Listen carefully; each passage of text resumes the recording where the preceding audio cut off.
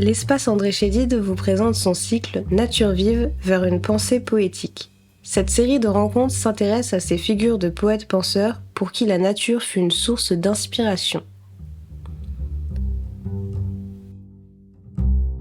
Le 13 octobre 2022, l'écrivain et traducteur Thierry Gilliboeuf nous expliquait l'Évangile selon John Burroughs, un ouvrage où l'héritier de Thoreau s'interroge sur la place de l'homme dans la nature. Bonsoir à tous, merci d'être venus, merci Étienne de m'accueillir à nouveau, malgré la dernière fois parce que j'étais très long, donc je vous rassure, ça sera beaucoup moins long aujourd'hui, pour deux raisons. D'abord, la première, c'est parce que Étienne m'a grondé, sermonné, menacé de ne plus jamais me réinviter si je parlais trop longtemps.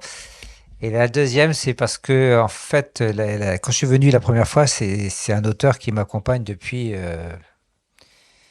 mes 20 ans, 19 ans, 20 ans, donc ça commence à faire. Cet auteur, c'est Henry David Thoreau, donc c'est un très long compagnonnage. Ça fait partie des écrivains qui sont intimement liés à mon parcours de vie et de lecture.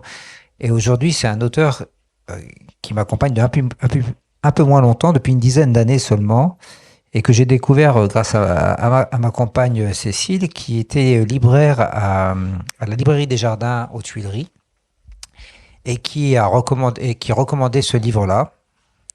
Voilà, L'art de voir les choses. Je pense que ça doit être un dessin de Audubon sur la couverture. L'art de voir les choses, qui est un choix de texte de John Burroughs, et qui, la première, sauf erreur de ma part, qui est la première traduction de Burroughs en France. Que l'on doit à quelqu'un qui fait un travail remarquable sur tous ces auteurs-là de la fin du 19e, qui s'appelle Joël Cornuau, qui était un libraire de Vichy, qui a une petite maison d'édition qui s'appelle La Brèche, comme le nom de sa librairie, et qui publie des petites plaquettes très bien faites, où l'on rencontre Thoreau, Emerson, Whitman, John Muir. Vous avez Alexis Génie qui vient dans un mois, je crois à peu près comme ça. Voilà, 17 novembre, donc qui vous parlera de John Muir. J'ai fait une rencontre avec lui, c'est quelqu'un de passionnant qui connaît très bien son personnage. Et alors, ça s'écrit M-U-I-R, mais c'est comme Somerset Maugham, ça se prononce pas Somerset Maugham, les Anglais sont un peu taquins, ça se prononce Somerset Maugham, mais John Muir se prononce John Muir, donc je vais souvent le dire John Muir, mais ça s'écrit M-U-I-R. Et John Burroughs, c'est un auteur qui est absolument pas connu en France, qui, je vous dis, il a fallu attendre, je ne sais pas, moi, 60 ans, qu'à 70 ans, peut-être après sa mort, pour qu'il soit traduit en français. Il est mort en 1921, donc on fait presque le centenaire, c'est bien. Et c'est un auteur qui est très peu connu en France, donc je ne me l'explique pas. Je me l'explique pas parce que c'est pour moi, c'est vraiment, il y a trois auteurs qui sont fondateurs du nature writing aux États-Unis. Il y a Thoreau, c'est vraiment le père de tous. Et puis après, il y a John Muir, qui est un peu, qui est pourtant plus jeune que John Burroughs. Et il y a John Burroughs, qui est le troisième d'entre eux. Alors, peut-être la seule raison que je vois à cela, c'est que John Burroughs, eh bien, il écrivait comme il se baladait, quoi. Il allait dans la nature. Et il n'écrit pas, il n'y a pas d'essai au sens philosophique, il n'y a pas une pensée philosophique de la nature. C'est quelqu'un qui lui laisse venir exactement ce qu'il observe, il le laisse venir à lui. Et c'est peut-être ça qui fait que Burroughs n'est pas perçu comme il le devrait en France, parce que il n'y a pas une pensée de la nature comme on peut la trouver un petit peu chez Thoreau, où c'est peut-être un peu plus construit. Or, moi, je trouve que ce qui fait le charme vraiment de John Burroughs, c'est justement cette espèce de déambulation où il laisse sa plume suivre exactement le cours de ses observations, le cours de ses perceptions. Et c'est vraiment ce à quoi je voudrais vous amener à travers cette petite présentation qui, durera moins de 40 minutes, je pense, et qui devrait, j'espère, vous donner l'envie d'aller voir. Et alors, je ne sais pas si vous pouvez, je crois qu'il est encore disponible. Vraiment, ce livre est une merveille.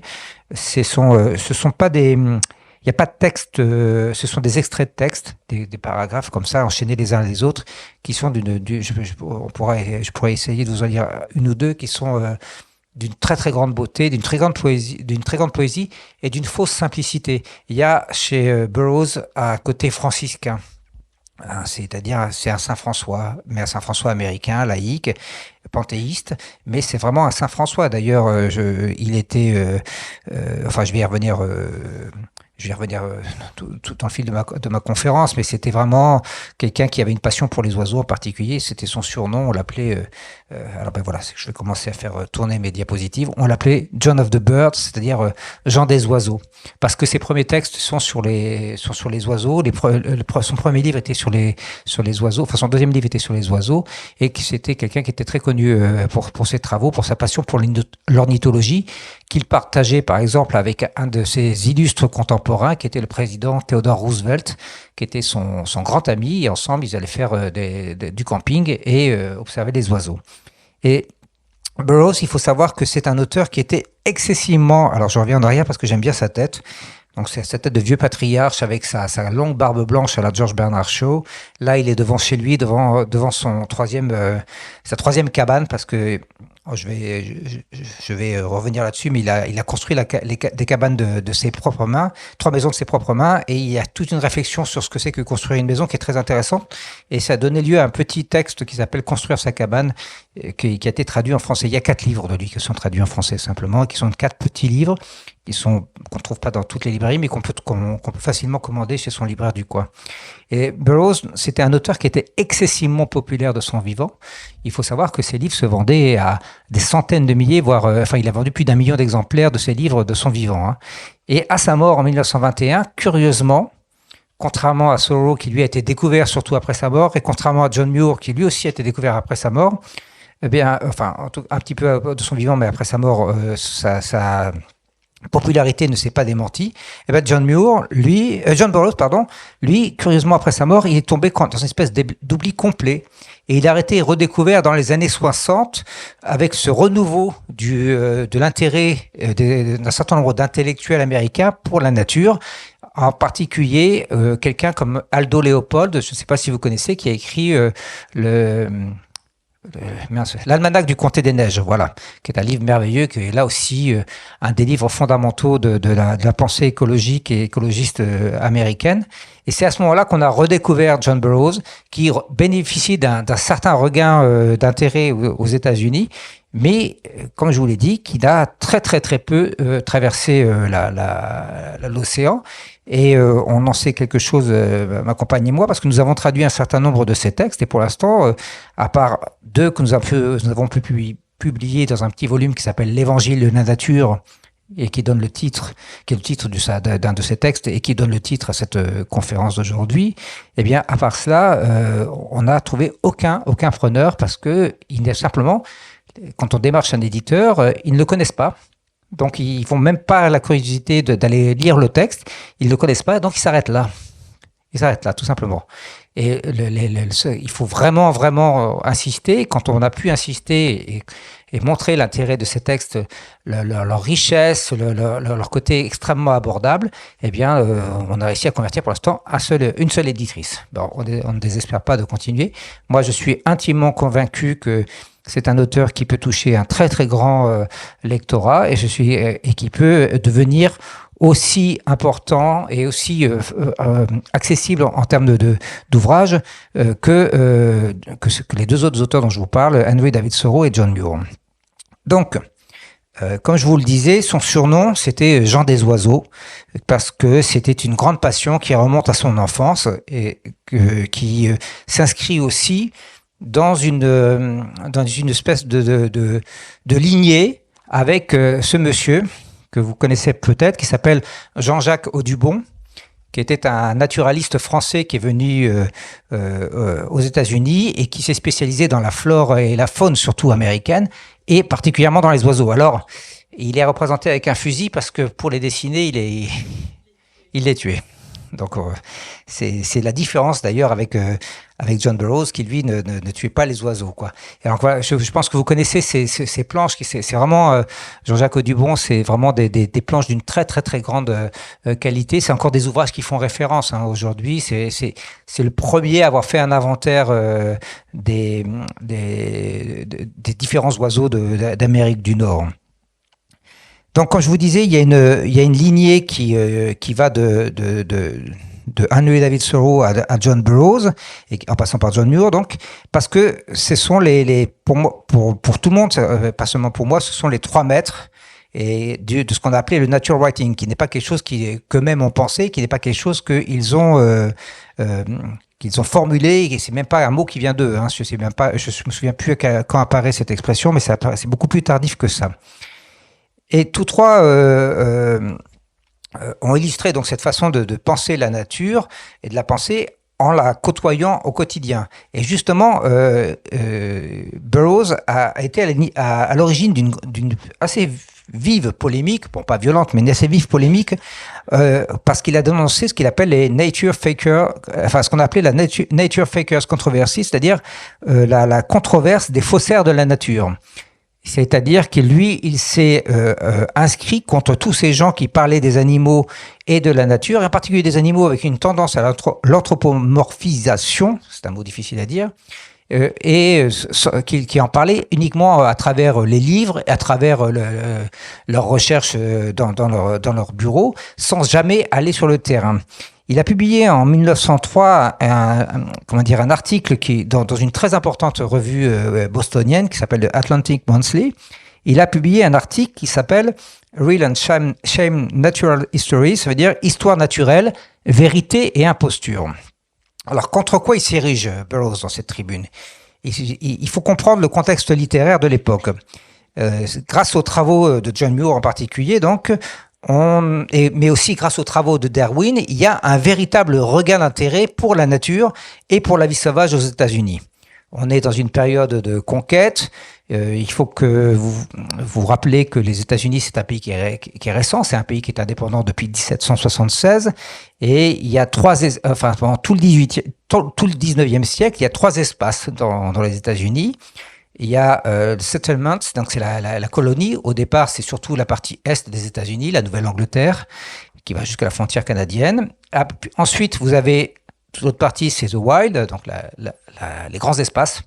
On traduit ça, nous, en français. Pour un traducteur, c'est un cauchemar, ce mot, the wild, ou the wildness, parce que c'est la vie sauvage, c'est la nature sauvage. Mais nature sauvage, c'est un pléonasme. La nature est sauvage par essence. Et donc moi je traduis toujours ça par les grands espaces, parce que en fait le wild, c'est un mot qui n'est propre qu'au continent nord-américain. Ça désigne en effet ces grands espaces qui peuvent être des forêts, qui peuvent être des lacs, qui peuvent être des déserts. Et entre les deux, vous avez la frontière. Donc voilà, il y a les trois grands espaces: colonie, frontière et la géographie américaine, c'est colonie, frontière, grands espaces. Et c'est aussi la période, le 19e siècle, c'est la période de la révolution industrielle, de l'essor des voies ferroviaires qui vont couvrir tout le continent nord-américain. C'est aussi la période de déplacement des populations amérindiennes. Donc les États-Unis, jusque-là, qui étaient surtout un pays qui était tourné entièrement vers l'Europe, est en train de s'approprier son continent, son espace, et sont en train de s'approprier leur espace et leur continent. Et dès ce moment-là, mais dès les années 1850, il y a une prise de conscience de ce qu'il y a un risque pour la vie sauvage, pour la nature, qui est lié à cette expansion de l'activité humaine. En particulier avec le développement des voies ferrées. Ça a créé de vives inquiétudes chez tous ceux qui étaient attentifs à la nature. Et il y a donc aussi une espèce de regain sentimentaliste, on pourrait dire, pour la nature, qui est illustré par un certain nombre d'ouvrages. Donc, c'est l'émergence dès les années 1860 des premiers mouvements de protection et de conservation de la nature qui vont aboutir à la création des premiers parcs naturels. Alors, j'ai la date ici, mais je ne retrouve plus. Voilà, premier parc naturel, c'est en 1872, hein, donc c'est moins d'un siècle après l'indépendance, hein, à Yellowstone exactement. Et en 1900, il y en a déjà une demi-douzaine d'autres. Alors c'est tout là encore, c'est quelque chose de très compliqué, c'est-à-dire que grâce au chemin de fer, les touristes arrivaient en nombre pour aller dans ces parcs naturels. Donc on crée des espaces protégés, mais dans lesquels les gens viennent en nombre par la voie de chemin de fer qui a obligé justement à réagir en créant des espèces protégées. Donc c'est une espèce de c'est l'aporie dans laquelle fonctionne notre civilisation depuis maintenant plus de 2 siècles. Et donc des voix vont s'élever pour commencer à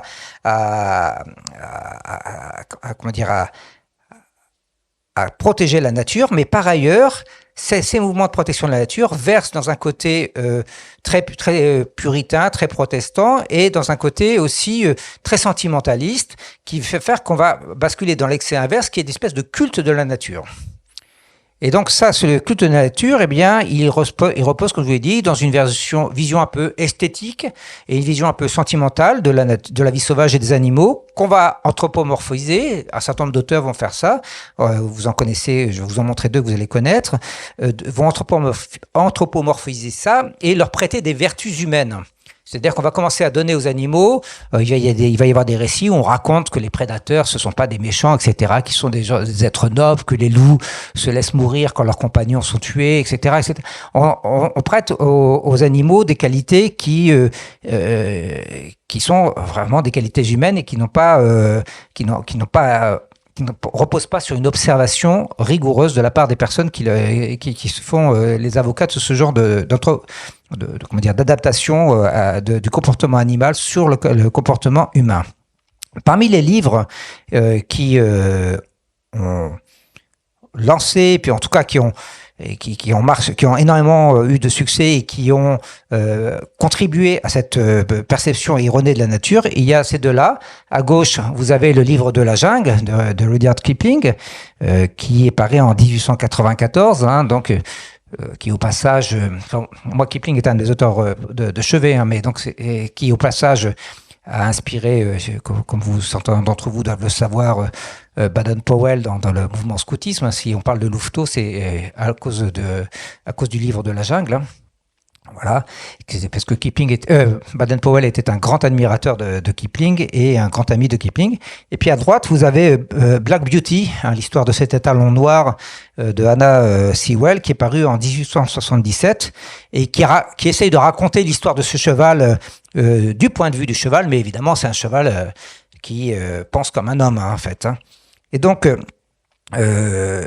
malgré tout, ces livres ne sont pas exempts que des livres contre lesquels je m'inscris ou contre lesquels John Burroughs, parce que entre autres le livre de Anna Sewell sur Black Beauty a permis une prise de conscience. Il y a quand même des choses positives dans tout ça. Il y a permis une prise de conscience sur la cruauté des traitements qu'on infligeait aux animaux à l'époque. Et il y a eu ça a déclenché quand même une campagne qui a permis en tout cas d'arranger un certain nombre de choses.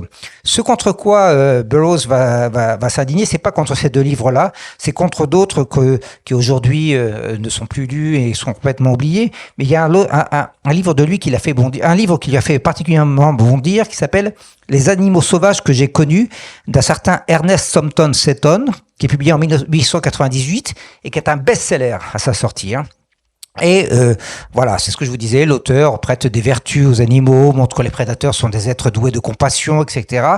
Et pour Burroughs, ça l'agace profondément, parce que lui qui est un défenseur de la nature, quand il écrit ça en 1903, il a presque 70 ans, ça fait 70 ans pratiquement, qu'il vit au contact de la nature, qu'il observe, qu'il note, qu'il réfléchit là-dessus, et qu'il ne se substitue pas aux animaux qu'il observe, il ne se substitue pas à la nature.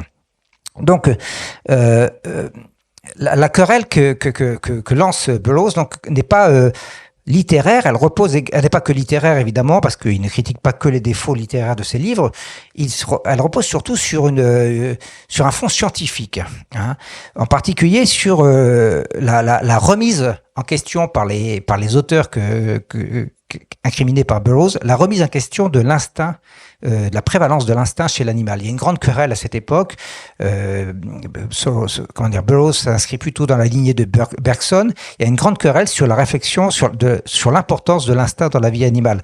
Et là, la prévalence de l'instinct chez l'animal, c'est encore une fois, revenir sur le caractère anthropomorphique des animaux ou sur leur caractère profondément animal. Burroughs disait que un homme qui n'est jamais allé dans les bois, disait d'un de ses auteurs que c'était un homme qui n'est jamais allé dans les bois, mais qui est resté assis dans son bureau pour en tirer des observations qu'il a lues dans Nature et Forêt ou dans d'autres journaux de la chasse.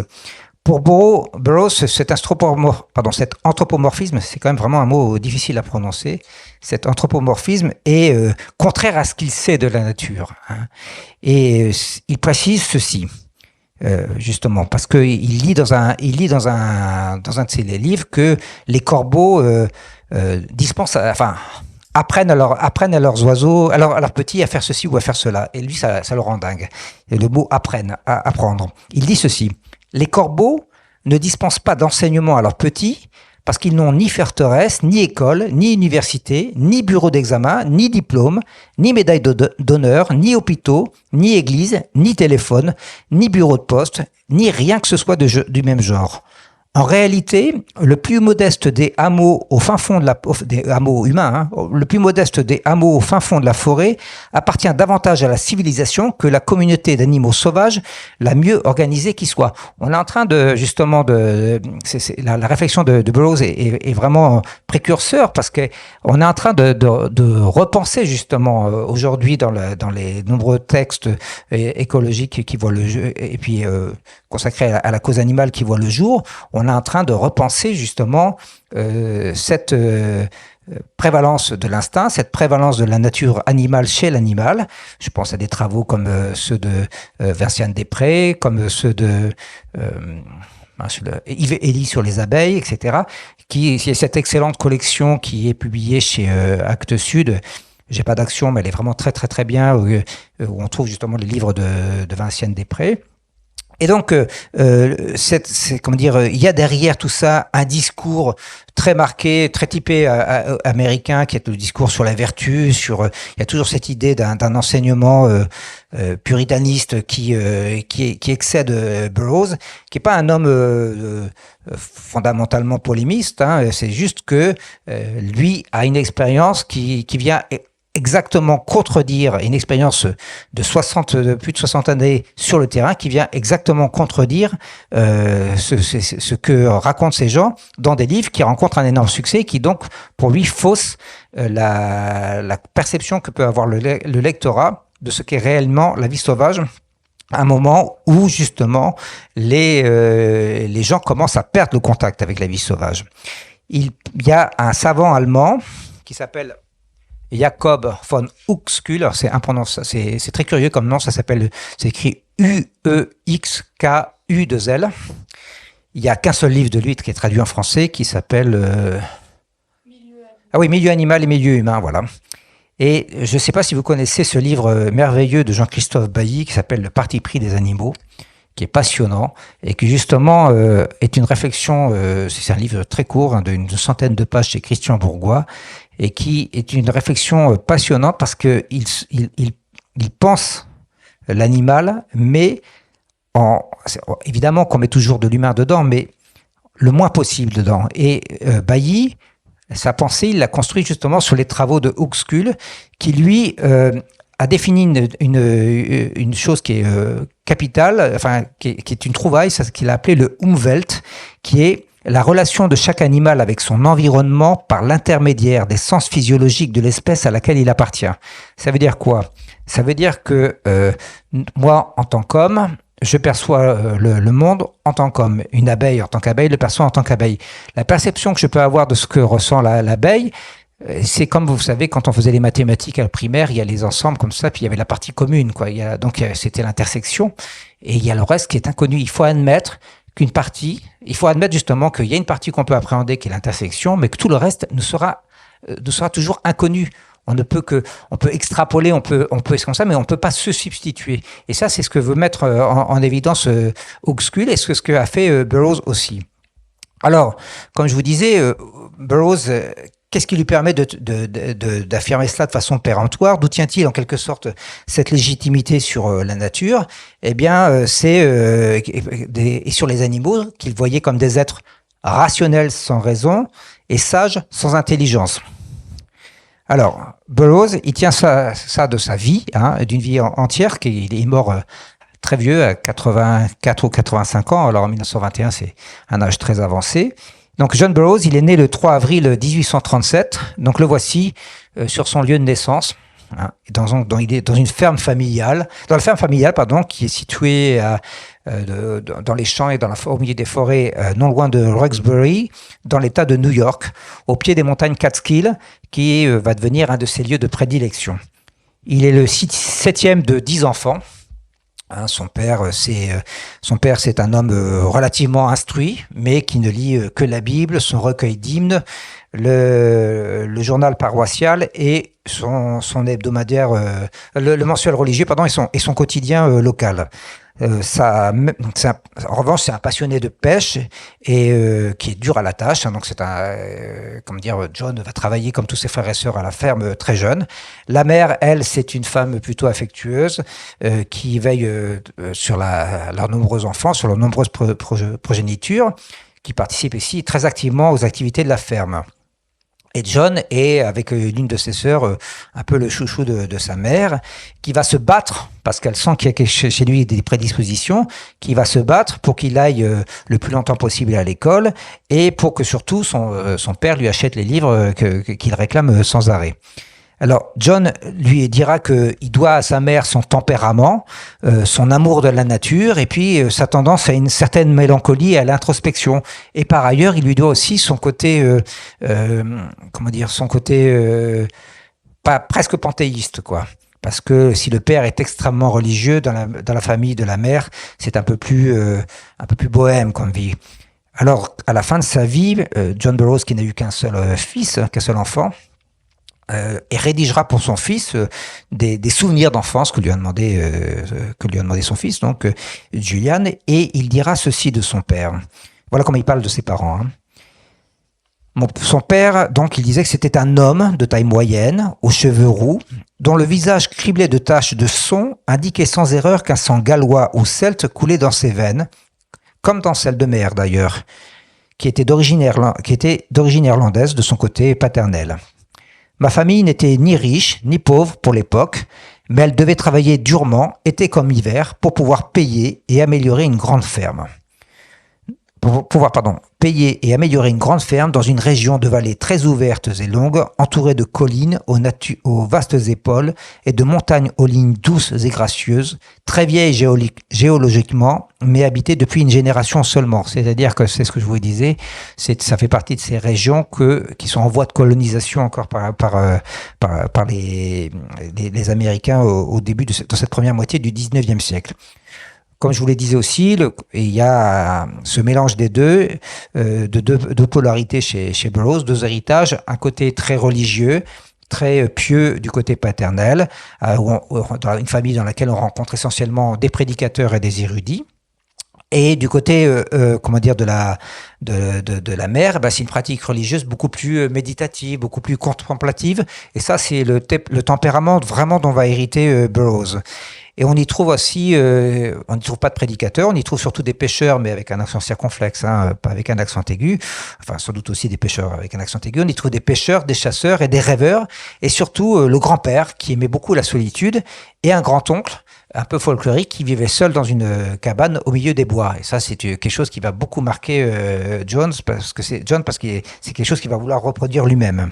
Alors, lui, il se décrit, il a une enfance plutôt banale, comme il a dit, ni malheureuse, ni particulièrement heureuse, d'enfant de gamin dans la ferme, qui va à l'école du village.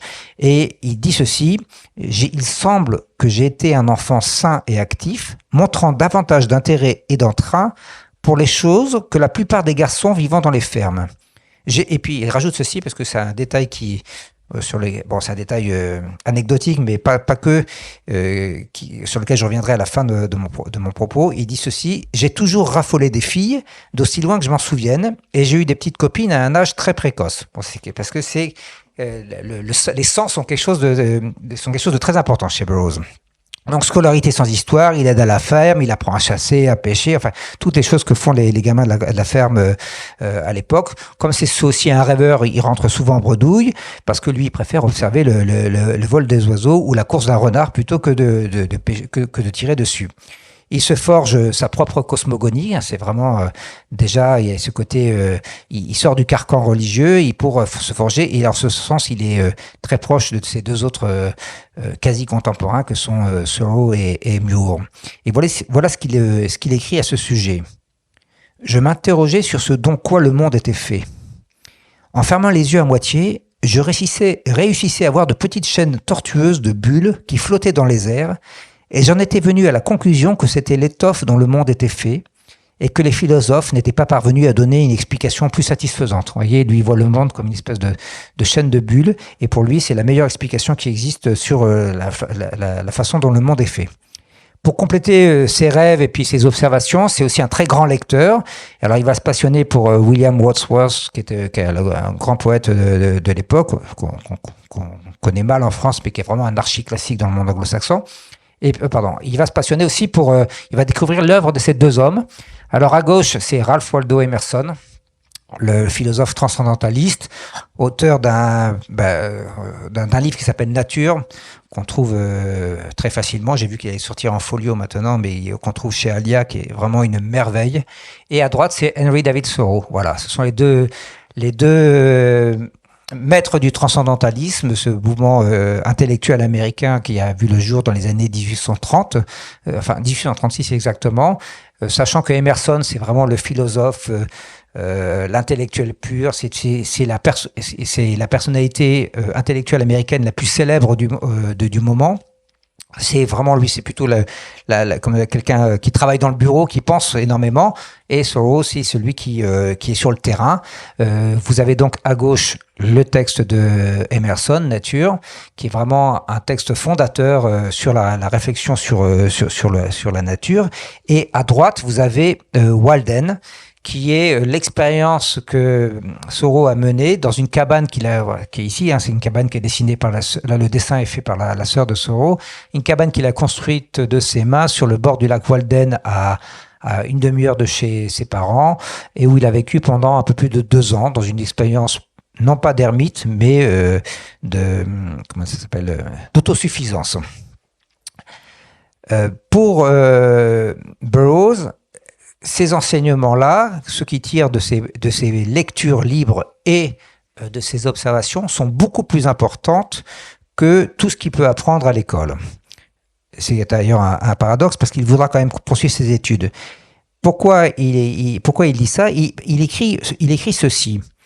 Qui se soucie de l'anatomie de la grenouille ? Parce que c'est toujours important chez Burroughs, il faut revenir à ce principe de base.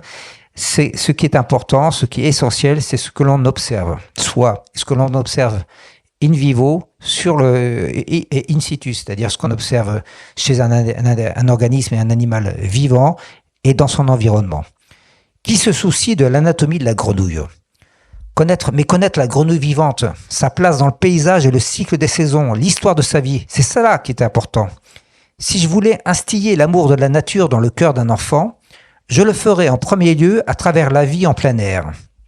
Et ensuite, grâce aux meilleurs ouvrages sur le sujet, plutôt que par les dissections et études réalisées en classe ou par des livres cumulant de simples données sur la mécanique de la nature. La biologie, c'est très bien pour les quelques-uns qui souhaitent se spécialiser dans cette branche, mais pour la majorité des écoliers, c'est une perte de temps. On ne peut imposer ou enseigner l'amour de la nature, mais on peut la stimuler chez certains.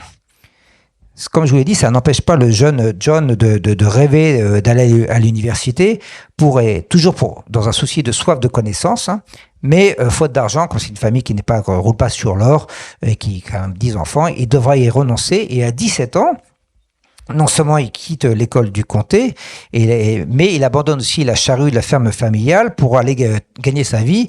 Et pour les jeunes hommes de l'époque, 17 ans c'est quand même très jeune, mais pour les jeunes hommes de l'époque, le moyen le plus facile de gagner sa vie, c'était de tenter sa chance comme instituteur dans un autre comté. Beaucoup d'écrivains ont fait ça. Et donc, à une vingtaine de kilomètres, il trouve un poste et il enseigne 6 mois de l'année, puisque c'est à peu près la durée de l'année scolaire. Et les 6 autres mois, il retourne chez lui, chez ses parents, pour travailler à la ferme. Avec ses gages, il fait peu d'économies, même si le salaire est pas très élevé, mais alors il ne rapporte pas d'argent chez ses parents, parce qu'avec ses gages, il fait qu'acheter des livres. Et c'est à cette époque-là qu'il va faire la connaissance de celle qui deviendra sa femme, Ursula. Donc chaque année pendant les fiançailles sont assez longues à l'époque et ça va durer 2-3 ans et puis bon je reviendrai justement sur l'amour de John Burroughs et là son intérêt pour les filles et vous verrez ça a une petite incidence sur la fin de sa vie.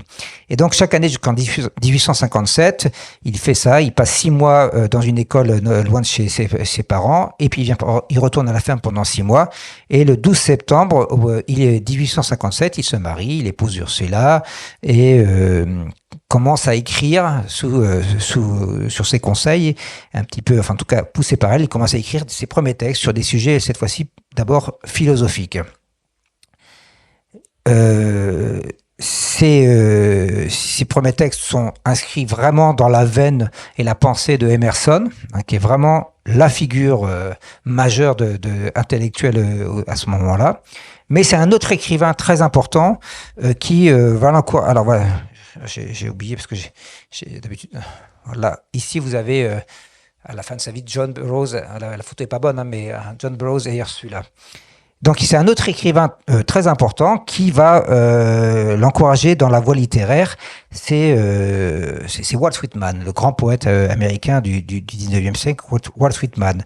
Les deux hommes vont se rencontrer en 1863 en pleine guerre de sécession. Donc les voilà, Walt Whitman à gauche, qui est beaucoup plus âgé qu'à 20 ans de plus que Burroughs, et Burroughs à droite. Alors Burroughs, c'est comme Whitman, Burroughs c'est un unioniste, donc c'est-à-dire quelqu'un qui est du Nord, dans cette guerre qui déchire les États-Unis entre 1861 et 1865. Alors, je ne sais pas exactement dans quelles circonstances ils ont fait ces connaissances, parce que Whitman était parti à la recherche de son frère blessé et est devenu un aumônier civil qui s'occupait de tous les blessés et les mourants dans les hôpitaux de guerre.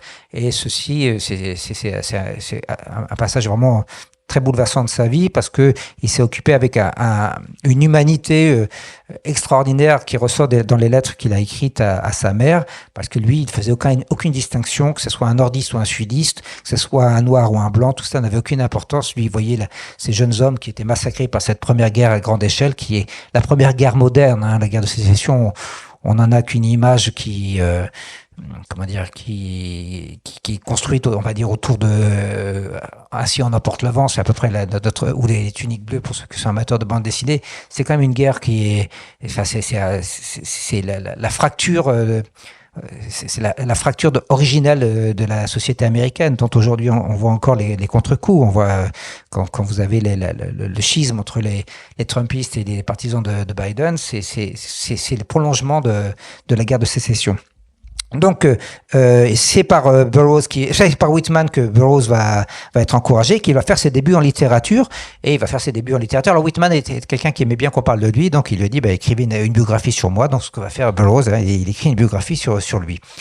Puis Burroughs va accepter un métier aux antipodes de ses préoccupations, puisqu'il va rentrer comme clerc au département du Trésor des États-Unis à Washington, avant de devenir inspecteur de la Banque fédérale.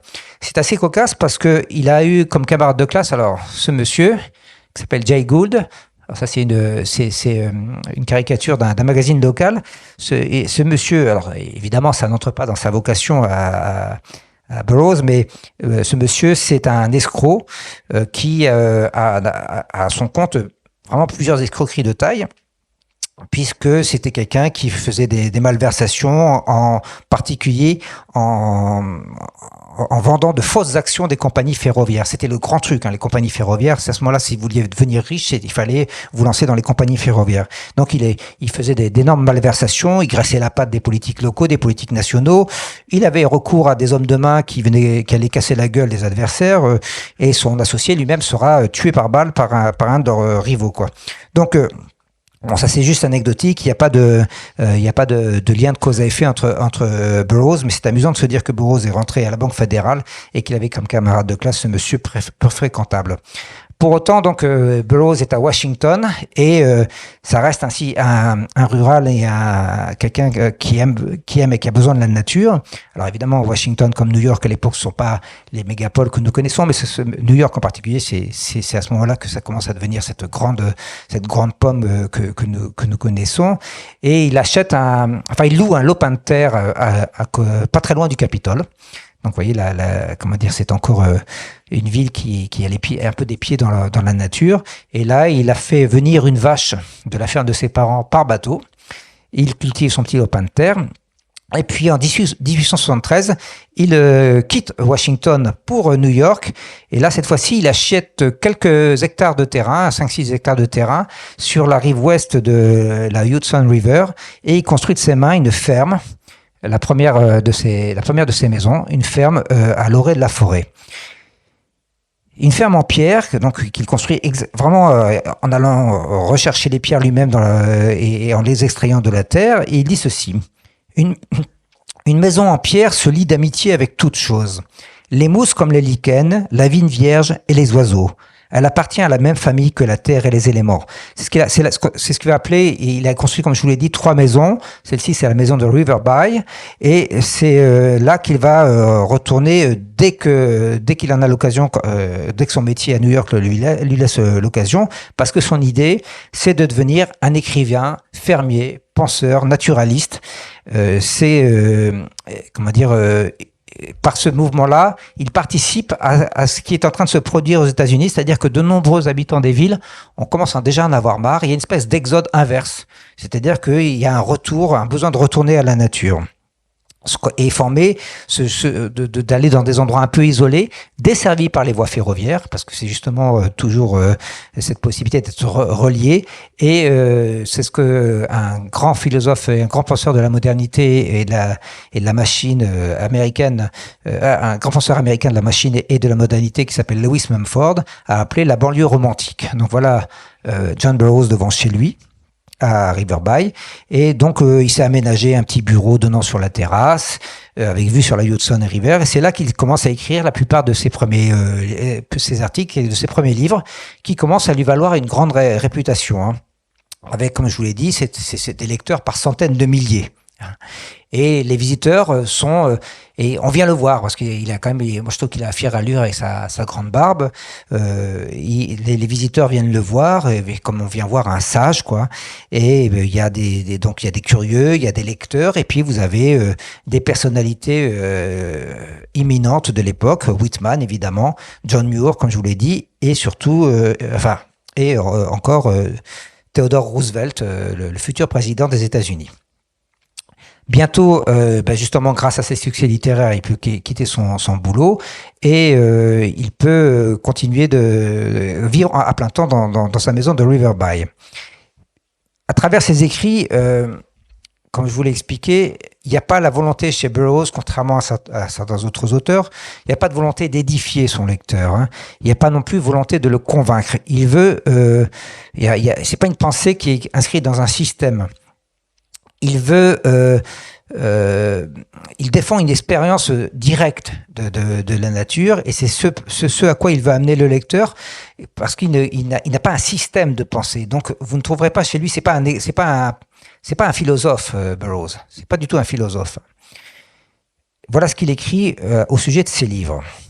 Hein, parce qu'il dit que pour lui, ce qui est important, c'est que ses livres doivent inspirer son lecteur. Il cherche pas à le convaincre, comme je vous l'ai dit, il cherche pas à lui imposer sa vision des choses, il veut inspirer quelque chose chez son lecteur. Et voilà ce qu'il dit. Dans mes livres, j'ai en un sens consigné ma vie, la partie qui vint fleurir et fructifier dans mon esprit. On pourrait reconstituer d'assez près mes journées à partir de ces volumes. Un écrivain qui cueille sa littérature dans les champs et les bois récolte ce qu'il a semé. Il est un fermier qui moissonne les graines germées au profond du cœur. Comme je vous l'ai dit, Burroughs a une passion pour la construction de la cabane, et il y a un très beau livre de lui en français, mais j'ai oublié de le prendre avec moi, qui s'appelle Construire sa cabane, qui est aux éditions Pierre Vive et qui est toujours dans la traduction de Joël Cornuau.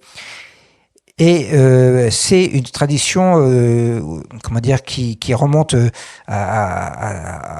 assez loin dans le passé. Il y avait un philosophe, un écrivain chinois du XVIIe siècle qui s'appelle Li Yu, qui disait que restaurer une demeure ou construire une maison est absolument la même chose qu'étudier ou écrire. Et Burroughs dit exactement la même chose dans ce texte sur construire à la cabane. Il dit « Y a-t-il plus grand plaisir que celui de construire une maison exactement comme on la souhaite ? Les gens qui achètent une maison et ignorent le délice et l'ivresse de bâtir, comme je les plains. Autant qu'un homme qui courtiserait une femme et l'épouserait par procuration. Construire sa maison produit une sorte de fièvre, une chaleur naturelle pareille à l'amour, susceptible d'attaquer un homme tôt ou tard, généralement plus tôt que plus tard. Pour peu que vous vous empariez sérieusement des choses et transformiez un travail manuel authentique en contribution positive, la maison aura une histoire et un sens pour vous qu'elle ne pourrait pas prendre dans d'autres conditions. Comme je vous l'ai dit, donc il a construit 2 autres cabanes, Slapslide, qu'on pourrait traduire par grume, parce qu'en fait c'est le nom des, il a laissé l'écorce sur la partie extérieure, et Woodchuck Lodge, que l'on pourrait traduire par la demeure de la marmotte. Alors, d'abord, voilà, Woodchuck Lodge, qui est la 3e de ces maisons, hein, qui est sa dernière demeure, celle qu'il habitera à partir de 1908 et qui est située simplement à quelques kilomètres de son village natal, hein. Et entre Riverby et Woodchuck Lodge, il y a cette maison-là qui est aujourd'hui encore un lieu de pèlerinage où les gens peuvent aller. Il y a un site où on peut s'inscrire, on peut les visiter. C'est la même chose que la maison, c'est la même chose que le pèlerinage à Walden pour ceux qui sont comme moi des fans de Thoreau. Et donc c'est une maison très simple. C'est un lieu vraiment de pèlerinage, mais dès son vivant, là, on vient consulter, on vient voir le sage de Slapslide. C'est son surnom, hein, aujourd'hui. On vient voir le sage de Slapslide. Comment dire, cette maison, c'est ce que Virginia Woolf appelle un lieu à soi, quoi. Il y a un texte d'elle qui s'appelle une chambre à soi ou une pièce à soi. Et donc, c'est vraiment l'endroit où il se retire pour observer et pour écrire. Voilà l'intérieur voilà l'intérieur de chez lui. Hein, c'est vraiment une maison rudimentaire, rustique. Et ici, c'est vraiment, je pense que ça a été l'endroit où il a le plus aimé vivre. Il faut savoir qu'il a reçu tellement, il avait un livre d'or, hein, des personnes qui venaient le voir et qui comptaient à la fin de sa vie 7000 signatures. Donc, il faut dire que c'était pas non plus la retraite forcément dont il avait rêvé dans sa vie. Gilles Tiberghien, qui est un écrivain contemporain, a beaucoup écrit sur les cabanes. Et voilà, et je voudrais que vous faire entendre ce que dit Gilles Tiberghien sur la cabane, parce que c'est une tradition littéraire, hein, la cabane. Vous avez, évidemment Thoreau, Walden, vous avez Basho, le poète chinois, vous avez Wittgenstein qui s'est isolé japonais, pardon. Vous avez Ludwig Wittgenstein, le philosophe autrichien qui s'est isolé dans une cabane en Norvège. Vous avez Jacques Kerouac qui est allé s'installer dans une cabane comme garde-chasse. Donc il y a toute une tradition littéraire et Burroughs fait partie de cette tradition-là. Le problème, le paradoxe, c'est que c'est vraiment un paradoxe aujourd'hui encore, hein, c'est que quand vous vous isolez comme ça, même si vous en faites pas un geste spectaculaire, vous attirez l'attention. Donc il s'était mis là pour être tranquille et comme je vous l'ai dit, c'était pas forcément la tranquillité dont il avait rêvé. Mais voilà ce que c'est que la cabane. Et je pense que c'est la meilleure définition que l'on puisse trouver. Je la dois donc à Gilles Tiberghien. La cabane, c'est donc le lieu de toutes les contradictions. On s'y cache et on y est exposé en même temps. Le haut et le bas se confondent et elle ne comporte ni cave ni grenier. La cabane est perchée quelque part et en même temps enfouie. Elle n'est qu'une coquille, une enveloppe matérielle et immatérielle. Si elle est détruite, tout ce que nous y avons vécu se transmettra, inaltéré, comme si elle avait constitué un écrin pour protéger notre imaginaire et le communiquer intact à notre mémoire. La cabane est donc un lieu psychique plus qu'un lieu physique parce que sa construction répond à une nécessité profonde. Dans cette cabane, il observe, comme il l'avait observé enfant, il observe cet oiseau-là, Parce que quand je vous parle des désastres écologiques, il y a cet oiseau-là, c'est ce qu'on appelait la tourte voyageuse, qui était une espèce de pigeon, c'est un ramier, hein, qui était l'oiseau le plus abondant en Amérique du Nord au 19e siècle. Il y avait des milliards et des milliards d'individus de cet oiseau-là, qui arrivait donc voilà en nuées entières au-dessus des champs. Donc c'était considéré comme un animal un peu, qui ravageait les cultures. Et c'était tellement nombreux que quand ils arrivaient comme ça, le ciel s'assombrissait. Hein, c'était c'est comme les nuées de criquet, quoi. Le ciel devenait entièrement noir. Donc, et les paysans, les fermiers, les agriculteurs, les propriétaires se sont ligués tous ensemble pour éradiquer ce qu'ils considéraient être comme un fléau. Et il a fallu moins de 30 ans ou 40 ans pour venir à bout de cette population de plusieurs milliards d'individus. Vous avez ici donc la tourte voyageuse sur une planche et à gauche, voilà, il y a l'espèce de massacre. Hein. Et il faut savoir que le dernier spécimen de cet oiseau est mort en 1914 en captivité. En 50 ans, c'était fini. On est passé de plusieurs milliards d'individus, plusieurs milliards d'une espèce, et c'est une espèce qui est éteinte aujourd'hui. Donc, sur la prise de conscience de l'emprise de l'homme sur la nature, vous voyez qu'il y avait quand même une relative urgence et que nos comportements, je parle en tant qu'espèce humaine, nos comportements un peu prédateurs, en tout cas de propriétaires de la terre et de la nature, ça date pas d'aujourd'hui, quoi. Hein. Il y a eu à l'époque un livre qui n'a pas été traduit en français, mais qui s'appelle L'homme et la nature, qui réfléchit déjà à tout cela, quoi. Donc, Burroughs, c'est, comme je vous l'ai dit, un grand amoureux des oiseaux que cet épisode a consterné. Et il disait qu'il ne fréquentait pas la nature pour recevoir des leçons. Il dit « Je sors pour le plaisir et l'amitié qu'elle offre ». Voilà, c'est important, il recherche l'amitié de la nature. « Je sors pour le plaisir et l'amitié que la nature offre, pour me baigner dedans comme dans une mer, pour offrir un espace libre et net à mes yeux, à mes oreilles, à tous mes sens, et pour mettre mes pensées en accord avec ces énergies primitives.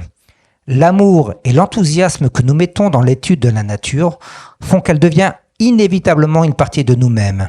Oiseaux, fleurs, arbres, rochers, tous se rattachent à notre vie et détiennent la clé de nos pensées et de nos émotions. C'était, on va revenir sur des choses plus anecdotiques, c'était, comme je vous l'ai dit, un grand amoureux. Alors, c'était pas un très bon chasseur, il a très vite renoncé d'ailleurs. Par contre, c'était un passionné de pêche. Donc là, vous le voyez avec certaines de ses prises. Je trouve que quand même, le personnage a une classe fantastique dans son costume noir, son chapeau et sa grande barbe blanche. Et puis, comme Thoreau et Muir, c'est un passionné de montagne.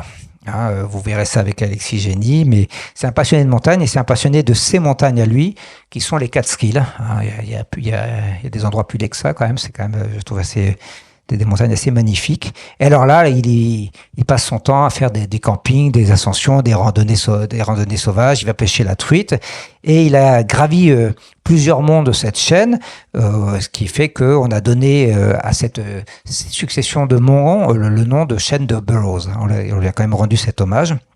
Et pour lui, la montagne, c'est une leçon d'humilité. Parce que quand il arrive tout là-haut, on voit les villages et on voit à quoi l'activité humaine se réduit. Je ne sais pas si vous êtes déjà allé sur le continent nord-américain. La notion, moi j'ai eu la chance d'y aller 2 fois, la notion d'espace est complètement basculée par rapport à la perception de l'espace que nous avons en Europe. Hein. D'abord, l'Europe c'est un jardin, c'est un jardin qui est cultivé depuis très longtemps. Le continent nord-américain, c'est un continent qui garde encore son héritage sauvage. Il y a d'immenses étendues, et là-bas les arbres, les fleuves, alors pas les montagnes. Les montagnes, on a de montagnes très hautes en Europe, mais les arbres et les fleuves ont des dimensions incroyables. Et puis là, vous avez des étendues de nature dont on ne trouve pas d'équivalent en fait en Europe. Donc il y a cette leçon d'humilité. Et voilà ce qu'il écrit quand il grimpe au sommet, au point culminant des Catskills. Il écrit ceci. Ce que je vous disais justement, cette idée que l'homme est remis à sa juste place. L'ouvrage de l'homme se réduit. Les traits originaux du vaste globe ressortent. Le moindre objet ou point devient minuscule. La vallée de l'Hudson est une simple ride sur la surface de la Terre. On découvre avec surprise que ce qui est vraiment grand, c'est la Terre elle-même, qui s'étendant de tous côtés à perte de vue, dépasse l'entendement. Comme je vous le disais tout à l'heure, l'œuvre de Burroughs, donc on voit ici à son bureau, hein, l'œuvre de Burroughs n'est pas à l'instar d'autres ouvrages du nature writing, constitué d'essais philosophiques, mais c'est une expérience concrète de la nature, avec des réflexions sur le temps, le cosmos et la spiritualité. C'est une œuvre qui est vraiment éprise de spiritualité. Et comment dire, il se plaît aussi beaucoup à entremêler les essais, ses pensées littéraires. C'est un grand lecteur et à ses propres observations. Donc ici voilà Burroughs toujours dans la nature avec son chien au contact de l'arbre. Et il y a chez lui une joie franciscaine, hein, une vraie joie franciscaine. C'est son surnom de John of the Birds, Jean des oiseaux. C'est vraiment, je pense que on lui a donné ça en écho avec John Muir qu'on appelle Jean des montagnes. Je pense que c'est vraiment ceux qui l'ont dit. Je ne sais pas s'ils avaient cette pensée, s'ils pensaient à Saint François d'Assise, mais on a vraiment l'impression quand on lit John Burroughs de goûter à cette joie que l'on peut trouver à lire les Fioretti de Saint François d'Assise. Donc c'est ce qu'il veut nous diffuser à travers ses écrits. C'est un mélange qui est fait de science, d'histoire naturelle, un peu de philosophie, de spiritualité et de littérature. Il y a une vision très élégiaque de la vie et de la mort, hein. Et comment dire, il se défie pour autant, même s'il se démarque de la vision sentimentaliste de la nature, il se défie aussi du matérialisme scientifique, hein. L'amoureux de la nature, comme j'ai déjà dit, ne peut pas être un laborantin, qui explique tous les phénomènes vivants en termes de science expérimentale. Il faut toujours revenir à l'observation sur place et le contact à la nature. C'est vraiment la leçon de Burroughs, comme celle de Thoreau ou de Muir, c'est il ne faut jamais perdre contact avec la nature. C'est un peu le mythe d'Anté, en fait, hein, le géant de la mythologie grecque, qui a toujours besoin, pour que ses forces soient maintenues, d'avoir un contact avec sa mère nourricière, qui est Gaïa, qui est la terre, quoi. Alors, où est-ce que j'en suis ? Oui, voilà. C'est aussi quelqu'un donc qui se démarque par rapport au matérialisme scientifique ambiant, parce que les travaux de Darwin, etc., ont pu faire nourrir une autre approche que Burroughs, là encore, combat, en tout cas contourne. Pour lui, la lutte pour la vie qui est définie par Darwin, c'est pas quelque chose qui est fait de haine et de violence. La lutte pour la vie, c'est tout simplement le poussin qui casse sa coquille, c'est la fleur qui essaie de percer à travers le bourgeon. C'est juste ça, quoi. Donc c'est toujours, on peut, si on prête pas attention, on peut se laisser berner par la simplicité de ce qu'écrit Burroughs. Mais si on prend le temps de s'arrêter sur chaque chose qu'il nous dit, à ce moment-là, on se rend compte qu'il y a que la simplicité, en fait, est une leçon très enrichissante, hein. C'est toujours cette idée qui est très importante chez Burroughs. C'est cette simplicité trompeuse que l'on peut trouver, par exemple, chez les maîtres zen ou les maîtres bouddhistes. Alors oui, je sais plus où j'en suis dans mes diapos. Voilà, donc voilà les grandes passions de Burroughs. Ici, c'est le camping. Donc il va soit marcher, soit il va faire des grandes expéditions. Et ça, si je me trompe pas, c'est Theodore Roosevelt, mais je suis pas sûr. Burroughs, c'est quelqu'un qui se définit comme quelqu'un de plutôt de sédentaire, mais en fait, c'est contrairement à Thoreau qui lui n'a pas beaucoup bougé, et plutôt, mais pas autant que Muir, Burroughs est quand même quelqu'un qui a beaucoup voyagé. Voilà ce qu'il écrit. Lui, il se décrivait comme quelqu'un qui est aussi local qu'une tortue, hein. Et donc, voilà ce qu'il écrit à son fils à la fin de sa vie. J'ai délaissé à quelques reprises mes chemins de campagne pour emprunter les grandes routes du voyage. 2 fois en Europe, où je me suis rendu jusqu'à Paris, 1871 et 1882. La première fois envoyé à Londres par l'État avec 3 compagnons pour acheminer la somme de 50 millions de dollars en obligations. C'est à l'époque où il travaillait au Trésor. La seconde fois avec ma famille et pour mon propre compte. J'ai participé à l'expédition Harriman en Alaska durant l'été 1899 qui atteignit en son point le plus éloigné Plover Bay dans la partie située la plus au nord-ouest de la Sibérie. Au printemps de 1903, j'accompagnais le président Roosevelt au cours d'un voyage dans le parc du Yellowstone. En 1909, à l'hiver et au printemps, j'ai voyagé en Californie avec 2 amis ES. Nous avons poussé jusqu'aux îles Hawaï et je suis rentré en juin. J'ai retraversé le continent pour me rendre en Californie en 1911. J'ai campé et excursionné dans le Maine et au Canada. Et j'ai passé un hiver aux Bermudes et en Jamaïque. Voici qui donne une idée de mes voyages. Pour quelqu'un de sédentaire, on repassera quand même. Hein. Donc, son grand ami, c'était John Muir. Un de ses grands amis, c'est John Muir, qui est à droite ici, sur lequel je vais pas m'étendre parce que Alexis Génie fera ça beaucoup mieux que moi dans un mois, puisqu'il a consacré un livre à John Muir. Donc, avec lui, ben voilà, ils sont allés faire en montagne, ils sont allés dans le parc du Yosemite, hein, ensemble, et puis ensemble aussi. Ils sont allés en Alaska, une expédition qui s'est faite en 1899. Alors à l'époque, l'Alaska, c'est pas un État américain. Hein. Ça rentrera, l'Alaska rentrera dans l'Union en 1959. Donc, hein. Mais il y a une très grande passion à ce moment-là, fin du 19e siècle, il y a une très grande passion pour les expéditions polaires. Pour le Grand Nord, donc si vous lisez les romans de Jules Verne, c'en est plein. Edgar Poe a écrit les aventures d'Arthur Gordon Pym, c'est une expédition vers le pôle Nord. Il y a parce que on imagine, il y a des théories un peu fumeuses qui ont couru à l'époque, on imagine qu'il y a un trou qui permet de rentrer au centre de la Terre. Enfin bon, donc c'est quelque chose qui fascine. Et alors en fait, cette expédition est un truc assez loufoque. C'est Edward Harriman, qui est un des hommes les plus riches des États-Unis, hein. Et pourquoi? Parce qu'il est propriétaire de plusieurs compagnies ferroviaires. Donc voilà l'expédition Harriman. Et il est fatigué, etc., parce qu'il travaille beaucoup. Donc là, ses médecins lui disent, il faut que vous preniez un peu de repos. Il dit, d'accord, je vais aller chasser l'ours Kodiak, c'est une espèce d'ours brun, je vais aller chasser l'ours Kodiak en Alaska. Mais plutôt que d'y aller seul, il décide de monter une expédition. Donc, il fait appel à une communauté de scientifiques, une trentaine d'entre eux, et parmi lesquels John Burroughs, qui est à la fois scientifique et écrivain. Donc, il y a des géologues, des botanistes, des ornithologues, etc. Et donc, ils font une expédition. Et ça, c'est vraiment une expédition qui mêle, qui est assez surprenante comme expédition, parce qu'il y a vraiment une expédition qui est d'observation des côtes, d'endroits que jusque-là n'avaient pas été vraiment explorés. Puis après, il y a des passages où ils vont à la rencontre des populations d'Inuits, et il y a ensuite il y a une croisière. Ça se termine en croisière. Donc c'est vraiment c'est à la fois très scientifique d'un côté parce qu'il ramène énormément de données, mais il y a aussi un côté un peu touristique, on va dire, quoi.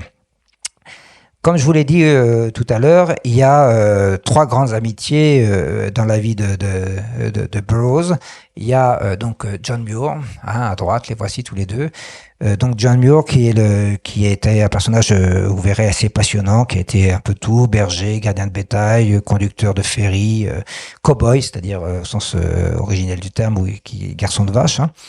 Et qui est passionné par la vallée du Yosemite, qui va le défendre, passionné par les glaciers aussi, donc c'est d'où la photo de tout à l'heure. Et les 2 hommes s'apprécient énormément, ils s'estiment beaucoup, et ils effectuent ensemble plusieurs voyages. En voici encore d'autres, hein, Burroughs à droite et puis John Muir sur le rocher. L'autre grande amitié de Burroughs est passée donc Theodore Roosevelt, donc ça devait bien être lui tout à l'heure, hein, le 26e président des États-Unis, qui sera président. Alors ça, j'ai plus les dates en tête, je crois de 1901 à 1909. J'ai oublié de le noter. Peu importe. Enfin, ensemble, tous les deux, ce sont des passionnés d'ornithologie, passionnés de camping. Il faut savoir que tout président qu'il était, Roosevelt pouvait débarquer comme ça avec sa femme à Slab Slide dans la petite cabane au milieu des bois comme ça. Et ils vivaient à la dure. Ensemble, ils partaient camper. Et Burroughs a même écrit un livre qui s'appelle Excursion et camping avec le président Roosevelt. Et puis, là encore, les voici ici, là, donc le président Roosevelt ici. Et puis la troisième personne, puis encore une troisième photo, voilà, avec le président Roosevelt. La troisième personne est plus surprenante parce que c'est Henry Ford, ici, donc des voitures. À gauche, vous avez Thomas Edison. Et Henry Ford, donc c'était l'autre grande amitié de Burroughs, qui peut davantage surprendre parce que c'était un mania de l'automobile, hein, celui qui va mettre en place les théories tayloristes de travail dans ses usines. Vous avez ici donc Henry Ford qui rend visite à Burroughs dans sa cabane, et puis après, quand Burroughs rend visite à Henry Ford chez lui, c'est pas exactement le même type de résidence. Qu'est-ce que ces personnages allaient rechercher? C'est assez compliqué, c'est assez curieux comme situation, parce que ils incarnent après tout, enfin, en tout cas pour Roosevelt et Ford surtout, ils incarnent exactement ce que Burroughs fuyait et ce qui repoussait. Je pense que c'était des amitiés très sincères des deux côtés. Ford comme Roosevelt ne se servait pas de Burroughs, c'était vraiment des amitiés. D'ailleurs, Ford va racheter la maison de Woodstock à la mort de Burroughs, qui ensuite sera rendue à la famille Burroughs. Mais il cherchait sans doute une forme de sagesse que Burroughs mettait en action, qu'eux-mêmes n'étaient pas capables de mettre en action, mais qui les permettait peut-être qu'ils aidaient sans doute à assumer les contradictions de leur choix de vie. Et Burroughs, et l'amitié de Ford et Burroughs était telle que Ford a offert à Burroughs une voiture Ford, qui est la première à avoir sillonné les montagnes des Catskills. Alors, Burroughs c'était un passionné comme Kipling, c'était un passionné de cette voiture, Donc c'est aussi un des traits singuliers de sa personnalité, parce que je crois pas que John Muir ait fait beaucoup d'automobiles, et on imagine mal, ça n'existait pas trop à l'époque, mais on imagine mal se rouler au bord d'une voiture de cette nature. C'est très intéressant aussi parce que Burroughs, pour autant, n'était pas dupe, par exemple, de ce que représentait Ford. Voilà ce qu'il écrivait dans un de ses textes, qui est un peu une charge contre le taylorisme. Le travail de la couturière a été mécanisé, mais là où elle ne faisait anciennement que 10 points, on lui demande aujourd'hui d'en faire 10 000. Et il est probablement vrai que la situation actuelle lui est plus pénible que la précédente. Dans les usines de chaussures, de couteaux, de vêtements, dans toutes les usines, hommes et femmes travaillent plus dur, semblent plus démoralisés, souffrent davantage dans leur esprit et leur corps que dans les vieilles conditions de l'industrie. Le fer des machines s'enfonce dans l'âme. L'homme devient un simple outil, un rouage, un rayon, une courroie, un fuseau. La productivité augmente, mais à quoi cela mène-t-il ? Certainement pas à la beauté, à la puissance, au caractère, aux bonnes manières, ni à des hommes et des femmes plus cultivés, mais surtout à donner richesse et loisirs à des gens qui les utilisent pour afficher leur propre inaptitude aux loisirs et à la richesse. C'est quand même quelque chose qui est un texte qui n'a pas perdu de sa pertinence, et en fait c'est une charge contre les temps modernes que Charlie Chaplin a si merveilleusement et illustré dans ce film, justement, les temps modernes, quoi. Donc Burroughs a vécu jusqu'à un âge très très avancé, et va voir mourir un à un ses proches, donc Whitman en 1891, John Muir en 1914, parce que je crois que John Muir est pourtant plus jeune que lui, Roosevelt en 1919, qui est aussi plus jeune, et il y a juste Henry Ford qui va lui survivre. Et sa femme, Ursula, est morte elle-même en 1917. Alors, c'était pas un couple extrêmement harmonieux, on va dire. Voilà. Comme je vous l'ai dit, Burroughs c'était un être chez qui les sens étaient vraiment primordiaux, et chez qui la sexualité occupait une place très très importante dans sa vie. Ce qui était pas tout à fait le cas de sa femme.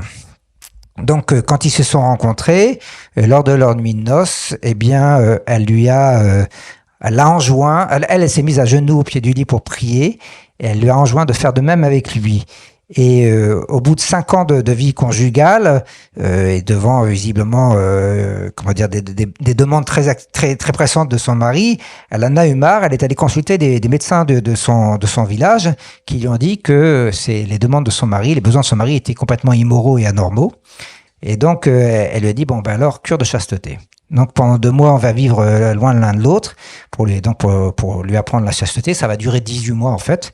Et ça n'a pas vraiment appris la chasteté à Burroughs, ça lui a appris l'infidélité. Donc c'était pas évidemment le but recherché. Et en 1902, il va faire la connaissance de cette jeune femme, Clara Barris, qui est une jeune médecin de l'État de New York, elle aussi, qui va devenir, qui est une grande admiratrice de Burroughs, et qui va devenir sa disciple. Et puis sa maîtresse, et qui après la mort d'Ursula va s'installer avec lui, va l'aider dans son travail littéraire, et va devenir son exécutrice testamentaire et sa première biographe. C'est elle aussi qui va publier ses inédits, sa correspondance. Elle va mourir une dizaine d'années seulement après, 10 ans après seulement Burroughs, alors qu'elle est beaucoup plus jeune que lui.